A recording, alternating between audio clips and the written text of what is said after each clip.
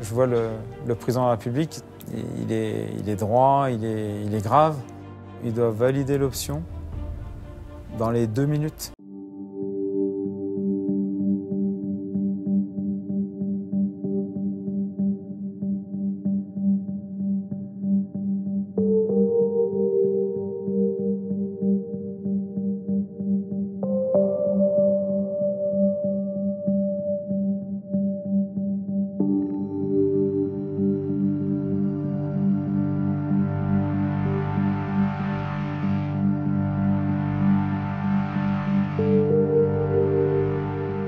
La force de cette scène, c'est qu'on est une petite souris et qu'on assiste à l'histoire, comme si on y était.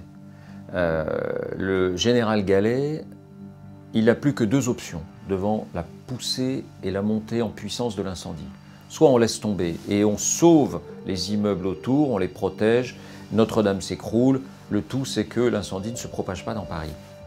Soit on tente une opération de la dernière chance. Pour sauver les 2 tours où l'incendie est déjà là, il faut envoyer une vingtaine d'hommes dans des conditions ultra périlleuses. Et là, on risque leur vie. Cette décision-là, dit le général Gallet, seule une autorité supérieure peut la prendre. Le président de la République est là.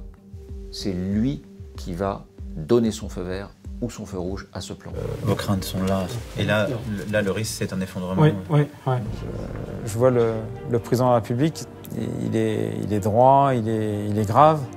Il doit valider l'option dans les 2 minutes.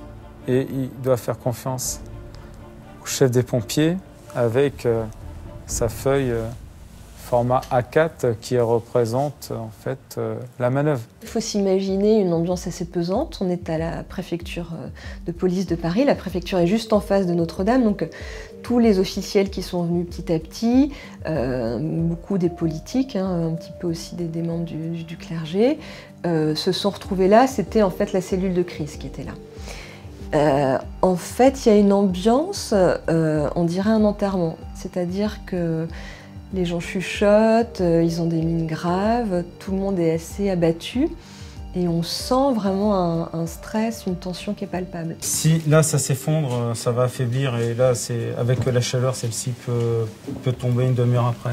Pour l'aider à faire comprendre les enjeux, le général Gallet dispose d'un dessin que le dessinateur opérationnel a réalisé quelques temps auparavant.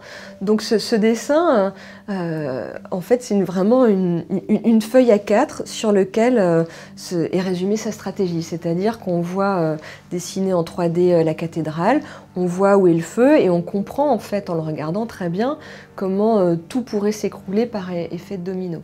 L'enjeu il est très simple. C'est que demain matin, à 6 h du matin, dès l'aube, est-ce qu'il y a encore les 2 beffrois de Notre-Dame? Ou alors Notre-Dame n'est plus qu'un amas de ruines fumantes?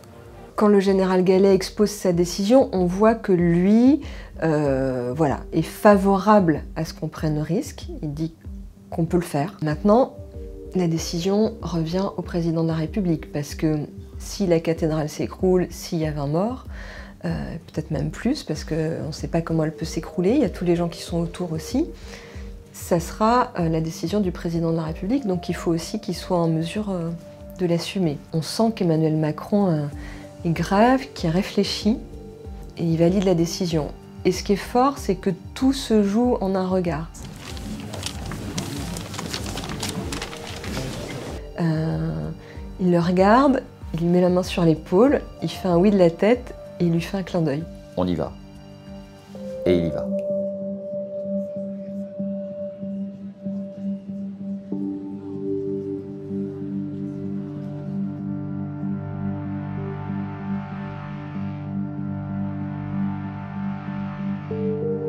Personne n'habite Notre-Dame, mais c'est un monument qui a une telle signification, qui représente un tel symbole, que c'est une crise majeure. Le monde entier regarde la France à ce moment-là. Donc elle symbolise la façon dont, au final, ce sont des hommes, de simples hommes.